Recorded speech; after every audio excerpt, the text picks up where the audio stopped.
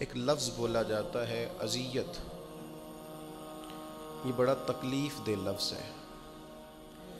کسی شخص کو ایذا پہنچانا، اذیت دینا سوہانے روح بن جاتا ہے انسان کے لیے یہ جملہ۔ کچھ لوگ ایسے ہوتے ہیں جو بعض معاملات کی وجہ سے اذیت کا شکار ہوتے ہیں، انہیں کوفت ہونے لگ جاتی ہے۔ اس کا نتیجہ یہ نکلتا ہے کہ اعصابی اور ذہنی تھکاوٹ کا لوگ شکار ہونے لگتے ہیں۔ جسم کو تکلیف پہنچتی ہے تو کچھ مرہم پٹی کے ساتھ، کچھ ادویات کے ساتھ انسان ڈھارس محسوس کرتا ہے، لیکن اگر تکالیف ذہنی ہو جائیں، امراض قلبی ہو جائیں، چیزیں انسان کے باطن کو پریشان کرنے لگیں تو ان کا علاج ادویات سے ہو نہیں پاتا۔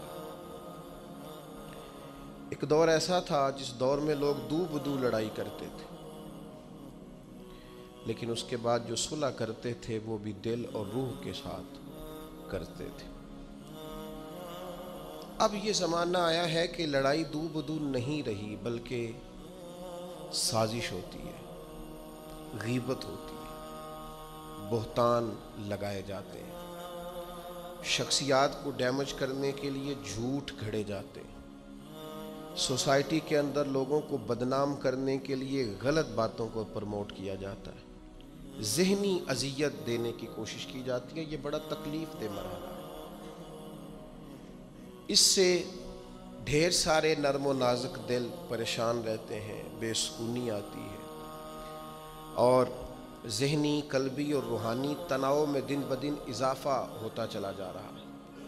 اللہ تعالیٰ نے قرآن مجید میں فرمایا یا ایھا الذین آمنوا لا تبطلوا صدقاتکم بالمن والاذی، فرمایا اے ایمان والو، احسان جتلا کر اور ایذا دے کر اپنے صدقات کو کہیں باطل نہ کر لینا۔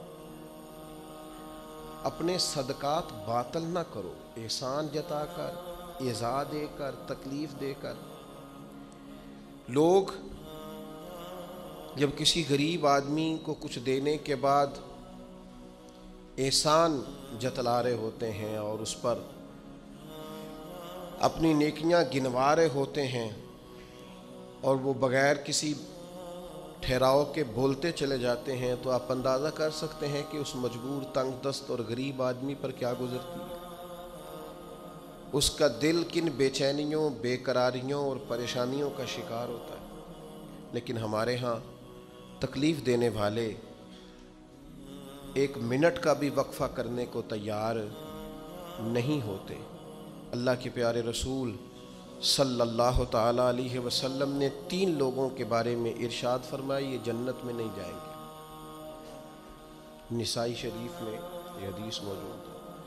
یا رسول اللہ صلی اللہ تعالیٰ علیہ وسلم کون کون لوگ؟ ایک فرمایا جو شراب کا عادی ہو، دوسرا فرمایا جو والدین کا نافرمان ہو، اور تیسرا حضور فرماتے ہیں جو احسان جتلانے والا ہو۔ جنت میں نہیں جائیں گے۔ نیکی کی ہے اب تو بھول جا، اور نیکی کی ہے تو اسے محض اپنے رب کی رضا کے حصول کا ذریعہ سمجھ۔ تو احسان جتلا رہا ہے، یہاں تک کہ والدین کے ساتھ، بہن بھائیوں کے ساتھ، دوست احباب کے ساتھ، قریبیوں کے ساتھ نیکی کر کے بھی لوگ احسان جتلاتے ہیں، ضائع ہو جاتی ہیں نیکی۔ یعنی عجیب بات ہے نا، حضور فرماتے ہیں احسان جتلانے والا جنت میں نہیں جائے گا، یعنی نیکی کر کے دوزخ خرید لی، احسان کر کے، خرچ کر کے اپنے لیے جہنم کٹھی کر لی۔ کیوں؟ احسان جتلایا، اس نے بتلایا ہے۔ یوں تو ہر ایک کو شیطان سے ڈر لگتا ہے، اور مجھ کو اس دور کے انسان سے ڈر لگتا ہے، اور جس کی ہر بات میں پوشیدہ ہو نشتر کی چبھن۔ شاعر کا تخیل دیکھیے، نشتر کی چبھن، جس کی ہر بات میں پوشیدہ ہو نشتر کی چبھن، ایسے ہر صاحب احسان سے ڈر لگتا ہے۔ اس طرح کے احسان کرنے والوں سے خوف آتا ہے کہ اللہ بچا ان سے۔ کچھ لوگ اذیت دیتے ہیں، تکلیف دیتے ہیں، آزمائش میں ڈال دیتے ہیں، کسی کے گھر مہمان چلے گئے، آپ کو چند لمحوں کے لیے جانا ہے، تو آپ وہاں جا کر ایک بڑے زبردست قسم کے انجینئر کیوں بن گئے ہیں؟ یہ دیوار پہ کیا کام کرایا ہے، یہ کس سے کرایا ہے؟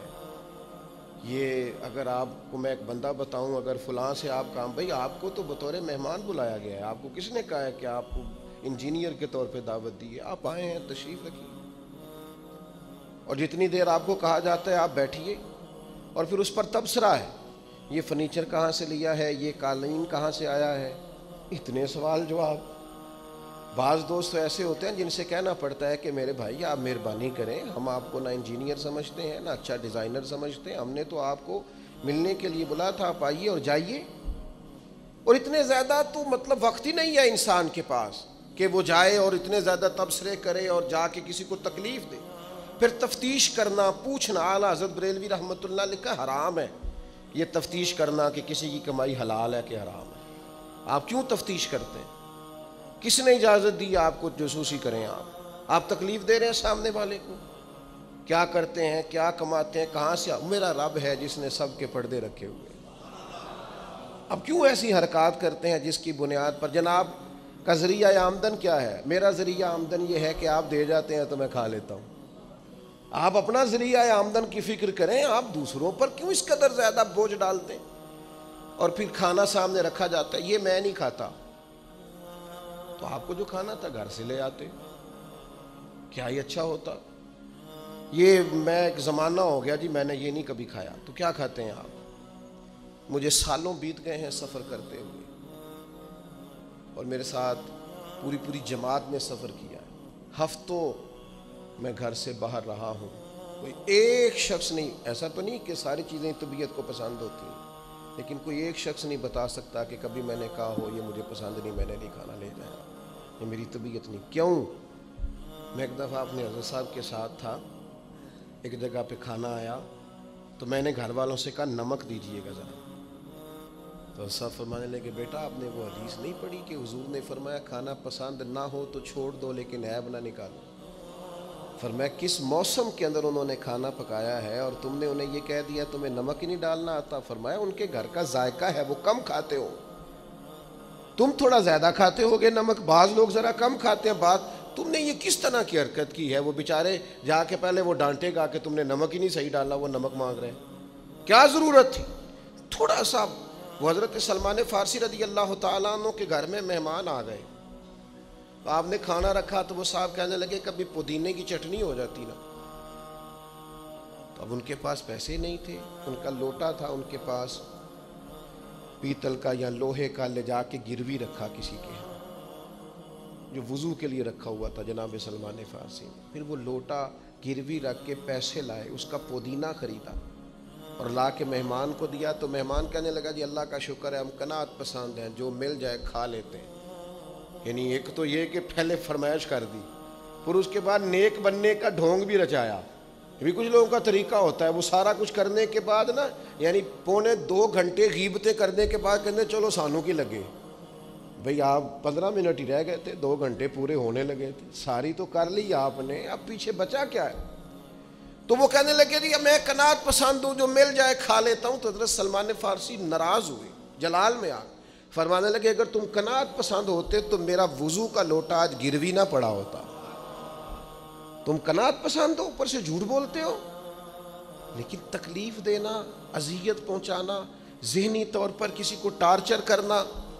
میری اب کبھی طبیعت خراب ہو جاتی ہے نا جی، تو چونکہ محبت کرنے والوں کی لسٹ لمبی ہے، طبیعت خراب ہو جاتی ہے تو میں بتاتا نہیں، کتنے دن خبر نہیں ہوتی، میری خواہش ہوتی ہے۔ پچھلے دنوں بھی ایک پورا دن ہاسپٹل میں گزارنا پڑا، میں نے بتایا نہیں، افواہ تھی کہ میری طبیعت خراب ہے، لوگوں نے پوچھ کر بیمار کر دیا، نئے سرے سے بتانا پڑتا ہے ہویا کی سی۔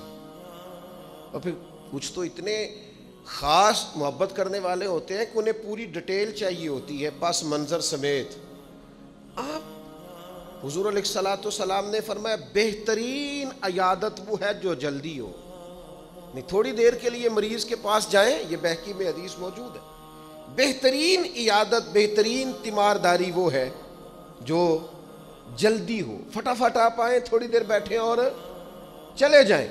اتنی تفصیلات، پھر 7 نسخہ جات، پھر یا کچھ لوگ تو ایسے ہوتے ہیں جو اتنا ڈرا جاتے ہیں بیمار آدمی کو کہ وہ جلدی فوت ہونے والا ہو جاتا ہے.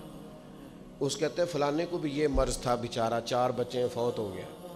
آپ کو تو کہا تھا تسلی دیتے، مریض سے دعا کراتے، پھر ضد کریں گے، اصرار کریں گے، یہ کھا لیں، کھائیں گے تو اٹھیں گے، تھوڑا سا تو لیں.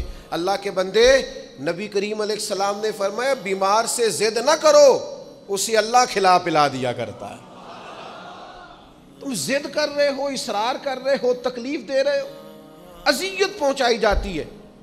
بڑے درویش آدمی تھے حضرت سری سختی، کبھی کسی سے سخت جملہ نہیں کہا. آپ بیمار تھے، ایک صاحب تیمارداری کرنے آ گئے. آپ کا خیال تھا کہ وہ ہو گئی تیمارداری، وہ جائیں. کئی لوگ ان کے بعد آئے چلے گئے لیکن بیٹھے ہوئے ہیں، جا ہی نہیں رہے. تو حضرت سری سختی رحمۃ اللہ تعالیٰ علیہ، اب بعض دفعہ مروت ایسی ہوتی ہے کہ بندہ اپنی زبان سے معزز آدمی کہہ نہیں پاتا، لیکن وہ چونکہ تکلیف میں تھے، سردی کا موسم تھا تو دروازہ کھلا رہ گیا. تو وہ صاحب کہنے لگے حضور دروازہ بند کر دو، ٹھنڈ آ رہی ہے. تو فرمانے لگے کر دیجئے، لیکن اگر کبھی باہر سے کر دینا تو ذرا زیادہ بہتر ہو جائے. معنی یہ تھا کہ آپ تشریف لے جائیں، چلے جائیں نہیں کہتے بزرگ. آپ کچھ لوگ ایسے ہوتے ہیں انہیں رخصت بھی ذرا اعزاز کے ساتھ کرنا پڑتا ہے. آپ تشریف لے جائیں اور دروازہ باہر سے بند کر دیں تاکہ ہوا بھی نہ آئے اور آپ جیسا کوئی پکا مہمان دوبارہ بھی نہ آئے. تشریف لے جائیں، تکلیف نہیں دیں، اذیت نہ دیں کسی شخص کو کسی بھی طرح سے پریشان. ایک ہمارے ہاں اور بڑا مسئلہ ہے، میں تو مذاق کر رہا تھا. مذاق کیا ہوتا ہے؟ مذاق تو جاہلوں کا کام ہے. جب موسیٰ علیہ السلام کی قوم نے کہا کہ ایک شخص کا انتقال ہو گیا ہے تو ہمیں بتایا جائے کس نے قتل کیا ہے، تو جناب موسیٰ علیہ السلام نے فرمایا گائے ذبح کرو. تو ان لوگوں نے کہا آپ ہم سے مذاق کرتے ہیں، اتتخذون ہزوا، آپ ہم سے مذاق کرتے ہیں؟ تو فرمایا اعوذ باللہ ان اکون من الجاہلین، میں اللہ کی پناہ چاہتا ہوں کہ میں جاہلوں میں سے ہو جاؤں. مذاق کرنے کو جناب موسیٰ نے، قرآن مجید کا پہلا پارہ کہتا ہے جاہلوں کا کام کہا ہے. مذاق ٹھیک ہے، دل لگی ٹھیک ہے، یعنی آپ خوش طبعی کریں. مذاق تو کسی کے عیب کا ہوتا ہے، تیری آنکھ کس طرح کی ہے، تیری ناک چپٹی ہے، یہ مذاق ہوتا ہے. کسی کے رنگ کو لے کر، کسی کے قد کو لے کر، کسی کی توتلی زبان کو لے کر، یہ جاہلوں کی علامت. آپ دل لگی کریں، حضور بھی دل لگی فرماتے، مسکراتے دل لگی کریں، اس میں کسی کو تکلیف نہیں ہوتی، کسی کا عیب نہیں اچھلتا. کوئی بات ایسی خوشی کی آپ اس پہ خوش ہو جائیں. لیکن آپ یہ جو رویے ہمارے ہاں پائے جاتے ہیں یہ مذاق ہے، اور مذاق شریعت میں جاہلوں کی علامت ہے. حضور فرماتے ہیں قیامت والے دن وہ لوگ جو لوگوں کا مذاق اڑاتے تھے، تکلیف دیتے تھے، قیامت والے دن ان کے ساتھ یہ معاملہ ہوگا کہ جنت کا دروازہ ان کے لیے کھولا جائے گا، پھر بند کر دیا جائے گا، پھر کھولا جائے گا، پھر بند کر دیا جائے گا، پھر کھولا جائے گا اور پھر دوبارہ. وہ کہیں گے یہ کیا ہو رہا ہے؟ تو انہیں کہا جائے گا تمہارے اس مذاق کی تمہیں سزا دی جا رہی ہے جو دنیا میں تم اللہ کے بندوں کے ساتھ کرتے تھے. تکلیف دیتے ہیں لوگ. یہ کچھ سال پہلے کی بات ہے، آپ کو پتہ ہے ہمارے ہاں اپریل فول بھی منایا جاتا ہے، جھوٹ بولنے کا دن. ایک صاحب تھے بیچارے ہارٹ پیشنٹ، یہ پنجاب کا ہی واقعہ ہے. تو ان کو فون کر دیا کہ تمہارا بھائی ایکسیڈنٹ میں فوت ہو گیا ہے، کسی نے مذاق کیا. تو بیچارے ہارٹ پیشنٹ تھے، خبر سن کے ان کو پھر ہارٹ اٹیک ہوا، اللہ کو پیارے ہو. اور بعد میں پتہ چلا کہ کسی نے مذاق کیا، بھائی تو بالکل ٹھیک ٹھاک، آپ کے ایک مذاق نے کسی کی جان لے لی، گھر اجڑ گیا، عورت بیوہ ہو گئی، بچے یتیم ہو گئے، اور آپ مذاق کر رہے تھے، تکلیف دے رہے تھے، آپ آزمائش میں مبتلا کر رہے تھے. میں نے ایسے طلباء کو دیکھا ہے کالج میں، مدرسے میں، یونیورسٹی میں، اسکول میں، جو بیچارے کسی وجہ سے کمزور تھے. کوئی ایسا معاملہ تھا ان کا اتنا مذاق اڑایا گیا کہ وہ بیچارے تعلیم چھوڑ کے چلے گئے، گزارا نہیں ہو سکتا. ہر آدمی مذاق اڑا رہا. اور بعض لوگوں کی غربت کا مذاق اڑایا جاتا ہے، ان کو کھاتا ہوا دیکھ کے مذاق کرنا، ان کا لباس دیکھ کے مذاق کرنا، ان کی سادہ پرانی اور دیسی گفتگو سن کے مذاق اڑانا. نتیجہ یہ نکلتا ہے کہ مایوس ہو جاتے ہیں لوگ، پریشان ہو جاتے ہیں. ایسا نہیں کریں، یہ تکلیف نہ دیں کسی مسلمان، اذیت میں مبتلا نہ کریں، ذہنی طور پر ٹارچر نہ کریں. آپ کوئی ایسا کام نہ کریں جس سے بار بار آزمائش ہو. کچھ لوگ زندگی میں گناہ کرتے ہیں، اللہ معاف کرے غلطیاں ہو جاتی ہیں، پھر وہ لوگ توبہ کر لیتے ہیں اور یہ توبہ اللہ کو اتنی پسند ہے کہ حضور فرماتے ہیں کسی کا اونٹ مال سمیت غائب ہو جائے اور وہ شخص ڈھونڈ ڈھونڈ کے تھک جائے اور مایوس ہو جائے اور پھر وہ اونٹ اسے مل جائے، اسے اتنی خوشی نہیں ہوتی جتنی بندہ مومن کی توبہ پر رب کریم کو خوشی ہوتی۔ کتنا بڑا انعام ہے۔ حضور فرماتے ہیں ہر شخص خطا کار ہے، پر بہترین خطا کار وہ ہے جو توبہ کرتا ہے خطا کار پر بہترین خطا کار۔ کیا بات ہے اس کی خطا کی، جو خطا کرتے ہی رو پڑا ہے، اللہ کے حضور توبہ کر رہا ہے۔ لیکن لوگ مذاق اڑاتے ہیں لوگوں کے گناہوں کا۔ وہ توبہ کر چکے ہیں، وہ چھوڑ چکے ہیں، وہ اس راہ سے ہٹ چکے ہیں، لیکن مذاق کرنا، مذاق اڑانا، تکلیف دینا، اذیت میں مبتلا کرنا۔ حضور علیہ الصلوۃ والسلام نے فرمایا کسی شخص سے کبھی کوئی گناہ کیا پھر اس نے توبہ کر لی، فرمایا جس نے دوبارہ اسے اس کا گناہ یاد کرایا اللہ یاد کرانے والے کو سزا دے گا، مرنے سے پہلے پہلے یہ اس گناہ کے اندر مبتلا ہو جائے۔ مسلم شریف میں موجود ہے، اس کو سزا ملے تو ٹارچر نہیں کریں، تکلیف نہیں دیں، ذہنی طور پر لوگوں کو اذیت میں مبتلا نہ کریں۔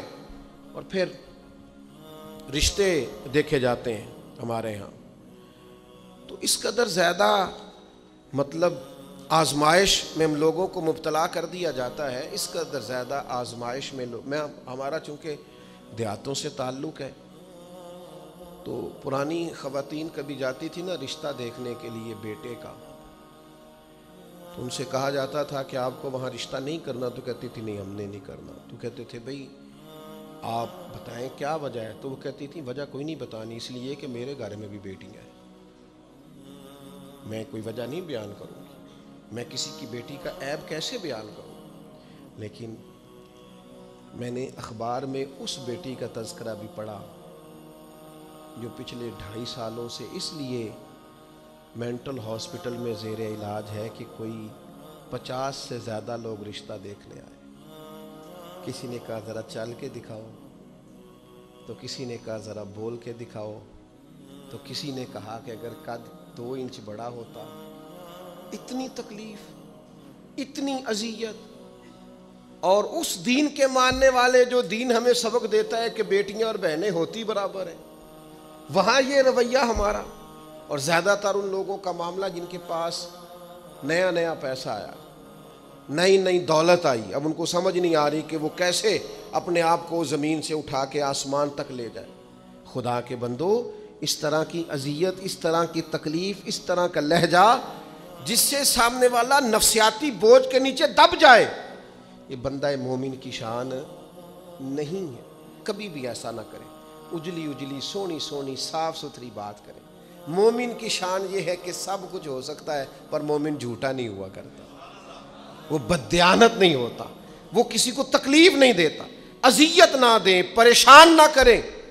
گھنٹوں بیل بجا رہا ہے گلی سے گزرنے والا آدمی، لیکن صاحب گاڑی لگا کے چلے گئے، انہیں پتہ ہے دوسری گاڑی نہیں گزرے گی، لیکن وہ اذیت دے رہے ہیں۔ ایک چور اوپر سے سینہ زور، اگر وہ باہر نکلے ہیں کہ آپ کو جانا ہے اور سامنے گاڑی لگی ہوئی ہے تو وہ نکل کے کہتے ہیں کوئی آگ بجھانی ہے آپ نے جا کے فائر بریگیڈ کی گاڑی میں بیٹھے؟ نہیں جناب، آگ نہیں بجھانی، لہذا آپ آرام کریں، لگی رہنے دے گاڑی۔ پتہ ہے آپ کو نبی پاک علیہ السلام نے رستے بند کرنے سے منع فرمایا، رستوں کے نشان مٹانے والوں پر لعنت فرمائی۔ جہاں جہاں لکھا ہوتا ہے نا لاہور اتنے کلومیٹر دور ہے، وہاں اشتہار لگا جاتے ہیں لوگ۔ آپ کو پتہ ہے یہاں اشتہار لگانا منع ہے، رستوں کے نشان مٹانے والے کو ملعون کا ہے حضور۔ تکلیف دے رہے اللہ کے بندوں کو، آزمائش میں ڈال رکھا ہے۔ نبی کریم علیہ السلام کے پیارے غلام اور امت کے لیڈر سیدنا عمر فاروق رضی اللہ تعالیٰ مکہ مکرمہ تشریف لے گئے، تو پتہ چلا ایک سردار نے روڑے رکھ کے اپنی گلی میں کچھ جگہ اونچی کر لی ہے، لوگوں کو گزرنے میں تکلیف ہوتی ہے۔ یہ حضرت عمر ہیں، انہوں نے یہ نہیں کہا کہ مجھے عالمی مسئلہ بتاؤ، گلی محلے کا کیس میں سنوں، جاؤ بلدیہ والوں سے بات کرو، یہ نہیں فرمایا کہ جناب ایک سردار نے گلی میں پتھر رکھ لیے ہیں اپنی کسی سہولت کے لیے، لوگوں کو تکلیف ہوتی۔ جناب عمر درہ لے کے گئے، سردار کے دروازے پہ دستک دی، مکہ مکرمہ میں تھی حضرت عمر، وہ باہر آئے، فرمایا روڑے تم نے رکھے ہیں؟ جناب میں نے رکھے ہیں۔ فرمایا اٹھانے بھی تمہیں پڑیں گے، نکلو باہر، تم نے اللہ کے بندوں کا رستہ کیوں روک دیا، اٹھاؤ انہیں، لے کے چلو۔ یہاں تو عجیب حالت ہو گئی ہے. آپ کسی کو کہہ کے دیکھیں اس نے ایک موٹر سائیکل گزارنی ہوتی ہے صرف, لیکن سارے آنے جانے والوں کا رستہ اس نے تھڑی بنا کے روک دیا ہے. اسے کیا لگے؟ اذیت نہ دیں, تکلیف میں مبتلا نہ کریں. اللہ کے بندوں کے لیے آسانی کریں. کوشش کریں ہمیشہ کہ اگر ہم کسی شخص کے ساتھ آسانی کر سکتے ہیں, سہولت دے سکتے ہیں, تو اسے سہولت دیں. لیکن وہ ایسا عجیب معاملہ ہو گیا ہے آج کل کہ آپ کسی کو کسی ایسی معاملے میں سمجھانے کی کوشش کرتے ہیں تو وہ الٹا اس پر دلائل دیتا ہے. تو میں نے دیکھا ہے ذہنی تناؤ بڑھ رہا ہے, تفکرات میں انتشار ہے, لوگ پریشان ہیں, عجیب و غریب سا الجھاؤ ہے. تھوڑی دیر کی لڑائی کے لیے, تھوڑی دیر جیتنے کے لیے لوگ ایسی ایسی بات کر دیتے جو رات کو سونے نہیں دیتی آدمی. دیکھو حضور علیہ السلام نے فرمایا پہلوان تو وہ ہے جو غصے کے وقت اپنے آپ کو کنٹرول کرے, اپنے آپ کو کنٹرول کر لے. غصہ چڑھا ہوا تو پہلوان ہے. کیوں ایسی باتیں اپنی زبان سے نکالتے ہیں جو دوسروں کے لیے تکلیف کا باعث ہوتی ہیں, جو اذیت ناک ہو جاتی ہیں, جن کو انسان پھر برداشت کرنے کی طاقت نہیں رکھتا. سیدہ عائشہ صدیقہ رضی اللہ تعالیٰ عنہ ارشاد فرماتی ہیں حضور کو جب بھی دو باتوں میں اختیار دیا جاتا اللہ کے رسول آسان بات کو اختیار فرمایا کر. حضور لوگوں کو تکلیف دینا پسند, کبھی ایسا نہیں ہوا کہ کوئی مشکل حکم نبی کریم صلی اللہ تعالیٰ علیہ وسلم نے دیا ہو. آسانیاں پیدا کریں لوگوں کی. کوشش کریں ہمارا وجود کسی کے لیے بوجھ نہ بنے, ہماری طبیعت کسی کے لیے تکلیف کا باعث نہ بنے, ہمارے لب و لہجے سے, ہمارے اٹھنے بیٹھنے سے کسی شخص کو کسی قسم کی کسی تکلیف کا سامنا نہ کرنا پڑے. بے ضرر زندگی خوبصورت زندگی ہوتی ہے. بے ضرر, میں نے پہلے بھی کہا تھا پھر کہتا ہوں, کچھ داماد صاحب ایسے ہوتے ہیں کہ جو آ جائے نا گھر میں تو سسرال والوں کو مصیبت بنی ہوتی ہے. وہ کہتے ہیں چودھری صاحب آ گئے, بڑی تکلیف کا باعث ہوتا ہے وہ. اور وہ سارا کھانا پینا بھی کھاتا ہے, آرام بھی کرتا ہے, اور جاتی دفعہ اپنی بیوی سے کہتا ہے تیرے پیکے میری عزت نہیں کرتے. وہ اذیت دیتے ہیں, تکلیف دیتے ہیں. کچھ لوگ ایسے بے ضرر ہوتے ہیں, وہ کہیں چلے جائیں آ جائیں اسی کسی دے کچھ بھی نہ لگ دے, نہ کوئی زیادہ درد. بے ضرر, جہاں بیٹھے ہیں وہاں بیٹھ گئے. ایک دوست تھے بڑے پیار والے اور بڑے سیانے آدمی ہیں, لیکن سیانے بندوں کو بھی کئی دفعہ باتیں کرنے والے وہ دور لے جاتے ہیں. تو ان کی سسٹر ان لا کی شادی تھی, 3 کاریں تھیں, باقی 3 بہنوئی بٹھا دیے انہوں نے اپنے داماد. اس کو کہا ٹیوٹے میں بیٹھ جاؤ. یہ ٹیوٹے میں بیٹھے تھے تو ایک صاحب نے کیا, لو جی تے جوائی پائی بھی ٹیوٹے جی نے. وہ چھلانگ لگا کے نیچے آ گیا, اپنی بیوی کو لیا, کہنے لگا اسی جانا ہی نہیں, ساڈی عزت ہی نہیں کرو. دسو ٹیوٹا سواری نہیں, انسان بیٹھتا نہیں. لیکن دیہاتی لوگ ہیں نا, اب وہ سارے گھر میں مصیبت بنی ہوئی ہے. اس کی بیوی رو رہی ہے, اس کی ماں رو رہی ہے, بڑی عجیب و غریب کیفیت. اس کے سسر صاحب نے مجھے فون کیا کہ یہ آپ کی بڑی بات مانتا ہے, ذرا فون کریں. تو میں نے اسے فون کیا, میں کہ تو صرف نہ 3 منٹ بھول جا, تینوں کسی کو گل کی تھی. تو سوچ بھلا تو نے یہ فساد کس لیے ڈالا ہوا. عزت مانگ کے لی جاتی ہے, چھین کے لی جاتی ہے, احتجاج کر کے لی. یہ طریقہ عزت لینے کا جو تم نے اختیار کیا. تو 4-5 منٹ کے بعد سوچ کے کہنے لگا اوہ مجھ سے بڑی غلطی ہو گئی. تو مجھے چڑھا دیا کسی نے, میں چڑھ گیا. اس طرح کی تکلیفیں بہت سارے لوگ دیتے ہیں, ذہنی طور پر ٹارچر کرتے ہیں. او یار تیرے ابا نے تیرے اوپر تو کبھی انویسٹ ہی نہیں کیا, سارے پیسے بڑے بھائی کو ڈاکٹر بنانے میں لگا دی. او جناب یہ پڑھا ہی نہیں, ابا جی کو کوئی اعتراض نہیں تھا اس پر خرچ کرنے پر, یہ پڑھنے کو تیار تھا ہی نہیں. تو ٹارچر کرتے ہیں لوگ, ذہنی طور پر تکلیف دیتے ہیں, اذیت میں مبتلا کرتے ہیں. امیر لوگوں سے بات کرنی ہے تھوڑی سی, ناراض تو نہیں ہو جائیں گے امیر بندے. ہم پتہ کیا کرتے ہیں, غریبوں کو بڑی اذیت دیتے ہیں ذہنی طور پر. خرچے امیر زیادہ کرتے ہیں, مہنگی شادیاں امیر کرتے ہیں, غریبوں کے لیے حالات خراب ہو جاتے ہیں. نبی رحمت صلی اللہ تعالیٰ علیہ وآلہ وسلم نے نا ولیمے پر ضرور جانے کا کہا ہے, اور ولیمہ ضرور کرنے کا کہا ہے. اور حضور نے پتہ کیا فرمایا, فرمایا وہ بدترین ولیمہ ہے جس میں اسے بلایا جائے جو آنا نہیں چاہتا, اور اسے نہ بلایا جائے جو آنا چاہتا ہے. یعنی جو غریب آدمی سادہ آدمی دعوت قبول کرے گا اسے دعوت نہیں دی جاتی، لیکن کسی بڑے آدمی کے پاس وقت لے کے کارڈ لے کے پہنچتا، جناب 10 منٹ کے لیے آ جائے، یہ بدترین، اور ایک اور حدیث میں فرمایا حضور نے کہ وہ بدترین دعوت ہے، اس میں صرف امیروں کو بلایا جائے اور غریبوں کو۔ ہمارے ایک دوست ہیں مہرج حال والے، تو وہ مجھے کہنے لگے کہ کھانا جب ہم دیتے ہیں نا حال میں، تو اگر بارات کسی دیہات سے آنے والی ہو نا، گاؤں کے لوگ ہو، تو ہم کھانا تھوڑا زیادہ رکھتے ہیں، لیکن اگر شہر کے امیر لوگ ہو تو کھانا تھوڑا رکھتے ہیں، اس لیے کہ امیروں کی تو پرہیز ہی بہت زیادہ ہے، انہوں نے تو بڑے حساب کتاب سے کھانا ہے۔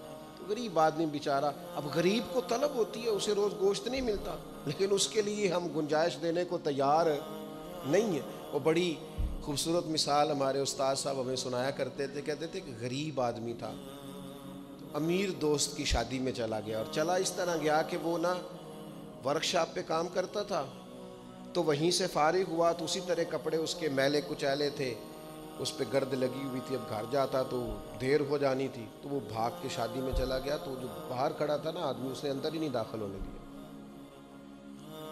اس نے کہا جناب آپ کدھر آ گئے، یہ تو بڑے امیر رئیس اعظم کی شادی ہے۔ اس نے بڑی منت کی، بالآخر وہ رو پڑا، یار تیری مہربانی، میرا قریبی دوست ہے، مجھے دا۔ اس نے کہا جناب آپ جا ہی نہیں سکتے، حالت تو دیکھیں اپنی۔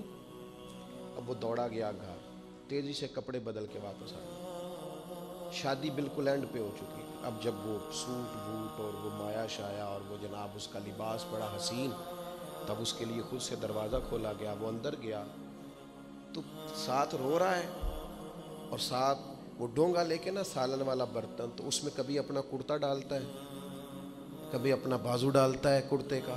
لوگوں نے کہا یہ کیا کر رہے ہو؟ کہنے لگا یہ میری تو دعوت نہیں ہے، تو کپڑوں کی دعوت ہے، اگر میری دعوت ہوتی تو میں تو پہلے بھی آیا تھا، اسی شکل و صورت کے ساتھ آیا، لیکن مجھے اندر گھسنے نہیں دیا، میری غربت نے کیا مجھ کو زمانے میں بدنام، تیری دولت نے تیرے عیب چھپا رکھے، تو یہ تو ان کپڑوں کی دعوت ہے، میرے کپڑے بہترین پہنے ہیں تو مجھے گھسنے دیا ہے، لہذا کپڑے ہی روٹی کھائیں گے، میں روٹی۔ اذیت دی جاتی ہے، تکلیف دی جاتی ہے، آزمائش میں مبتلا کیا جاتا ہے، ایسے ایسے کھانوں کے نام لیے جاتے ہیں جو غریبوں کے ہاں پکتے نہیں، انہیں کہا جاتا ہے فلاں پکانا آتا ہے، تو میں کئی دفعہ کہہ چکا ہوں، پھر کہتا ہوں، جب پیسے آتے ہیں تو عقل بھی آ ہی جاتی ہے، جب انسان کے گھر گاڑیاں آ جائیں تو چلانے کا طریقہ بھی آ ہی جاتا ہے، جب اس کے پاس مہنگا موبائل آ جائے تو اسے چلانے کا سلیقہ بھی آ ہی جاتا ہے، جتنے کار دانے ہو دے کملے بھی سیانے۔ اذیت نہ دیں، تکلیف نہ دیں، کبھی کسی شخص کا مذاق نہ اڑائیں، کبھی کسی کا کوئی عیب نہ گنوائیں، کبھی کسی کو اس کے خاندان کی وجہ سے تانا نہ دیں، کبھی کسی شخص کو اس کے رنگ کی وجہ سے تکلیف نہ دیں، کبھی کسی کی زبان کی لکنت کی وجہ سے اسے پریشان نہ کریں، کبھی کسی شخص کے قبیلے کے باعث اسے آر نہ دلائیں، کبھی تکلیف نہ دیں۔ ایک صحابی نے جب حضرت بلال حبشی سے کہا تھا نا، وہ حبشن کے بیٹے، تو نبی کریم نے فرمایا تمہارے اندر سے ابھی جاہلیت کی باتیں نہیں گئی، حبشن کا بیٹا کہتے ہو؟ کوئی عربی، کوئی اجمی، کوئی گورا، کوئی کالا، کسی کو کوئی فضیلت نہیں، الا بالتقوی، ان اکرمکم عند اللہ اتقاکم، اللہ کے نزدیک اس کی عزت ہے جو زیادہ پرہیزگار ہے۔ بھائیو، ذہنی طور پر لوگوں کو ٹارچر کرنا چھوڑ دیں، تکلیف دینی چھوڑ دیں، آزمائش میں ڈالنا چھوڑ دیں، پریشان کرنا چھوڑ دیں۔